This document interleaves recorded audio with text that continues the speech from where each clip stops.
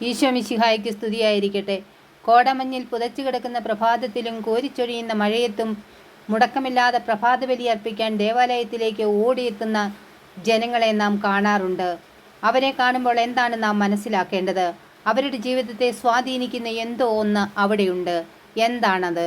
വിശുദ്ധ യോഹന്നാന്റെ സുവിശേഷം 6-ാം അധ്യായം 57-ാം വാക്യത്തിൽ ഈശോ തന്നെ അത് പറയുന്നു. എന്നെ ഭക്ഷിക്കുന്നവൻ ഞാൻ മൂലം ജീവിക്കും. അതേ, ജീവന്റെ കൂദാശയാണ് വിശുദ്ധ കുർബാന.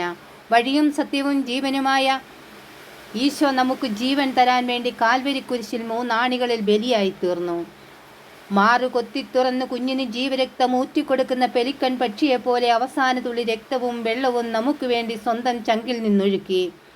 നമ്മുടെ ചുറ്റിലും നാം കാണാറും കേൾക്കാറുമുണ്ട് രക്തം വാർന്നു മരണം സംഭവിച്ചു എന്ന്. കുരിശിലും അതുതന്നെയല്ലേ സംഭവിച്ചത്? നമ്മോടുള്ള സ്നേഹത്തെ പ്രതി നമ്മുടെ ഉള്ളിൽ വസിക്കാൻ ആഗ്രഹിച്ച ഈശോ തൻ്റെ ശരീരം എങ്ങനെ നമുക്ക് ഭക്ഷണമായി തരാൻ ഇവന് കഴിയുമെന്ന് യഹൂദർക്കിടയിലുണ്ടായ തർക്കത്തിന് യേശു തന്നെ മറുപടി പറഞ്ഞു. നിങ്ങൾ മനുഷ്യപുത്രൻ്റെ ശരീരം ഭക്ഷിക്കുകയും അവൻ്റെ രക്തം പാനം ചെയ്യുകയും ചെയ്യുന്നില്ലെങ്കിൽ നിങ്ങൾക്ക് ജീവൻ ഉണ്ടായിരിക്കുകയില്ല.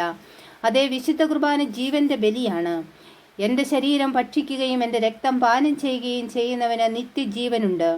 അന്ത്യ അത്താഴവേളയിൽ വിശുദ്ധ കുർബാന സ്ഥാപിച്ച ഈശോ പറഞ്ഞു, എൻ്റെ ഓർമ്മയ്ക്കായി ഇത് ചെയ്യുവിൻ. ആത്മാവാണ് ജീവൻ നൽകുന്നത്, ശരീരം ഒന്നിനും ഉപകരിക്കില്ല. നിങ്ങളോട് ഞാൻ പറഞ്ഞ വാക്കുകൾ ആത്മാവും ജീവനുമാണ്. പുരോഹിതൻ ദിവ്യബലി അർപ്പിക്കുമ്പോൾ ജീവനില്ലാത്ത ഓസ്തിയിലേക്ക് പുരോഹിതൻ്റെ നാവിലൂടെ ആത്മാവും ജീവനുമാകുന്ന യേശുവിൻ്റെ വചനങ്ങൾ കടന്നു വരുമ്പോൾ ഓസ്തി തിരുവോസ്തിയായി മാറുന്നു. യേശുവിൻ്റെ ശരീരവും രക്തവുമാകുന്നു. അതിനാലാണ് വിശുദ്ധ കുർബാന ജീവൻ്റെ ബലിയാകുന്നത്. ദിവ്യകാരുണ്യ അത്ഭുതങ്ങൾ അതിനുദാഹരണങ്ങളാണ്.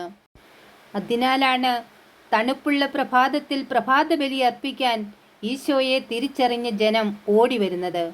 അവരുടെ ജീവിതത്തിൽ ഈശോ നിത്യജീവനായി മാറുന്നു. നന്ദി. ജയ് ക്രൈസ്റ്റ്.